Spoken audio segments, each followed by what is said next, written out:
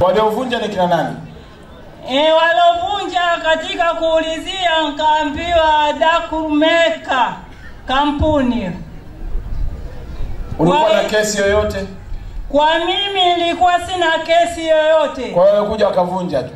Mimi nimevunjiwa tu, sina taarifa yoyote, na mpaka sasa hii ukienda ardhi Mwananyamala unakuta jina langu lipo. Ukitoa namba ya faili wakisachi kwenye system nipo.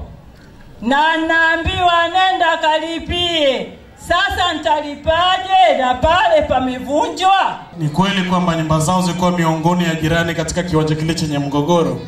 Wakati dalali wa mahakama anatekeleza ile hukumu ya mahakama, aidha kwa bahati mbaya kwa sababu sifahamu vizuri, akavunja na zile nyumba za hawa majirani wa eneo lile. Kwa hiyo mheshimiwa, hiyo hali iko hivyo na ule mgogoro bado upo na kesi bado inaendelea kwa sababu nasikia wamekata rufaa. Huyu ndio rais anayeshughulikia wanyonge. Hajajali uwezo wa mama, hajajali yuko peke yake, lakini maelekezo aliyotupatia na sisi tunawaahidi tukitoka hapa tunaenda kwenye nyumba ya yule mama.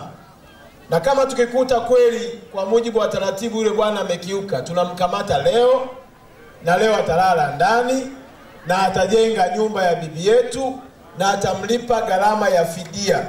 Ili fike hatua watu wanaonyanyasa maskini na wanyonge taifa hili wajue ya kwamba mtetezi wao Rais Magufuli yupo salama na anawatetea.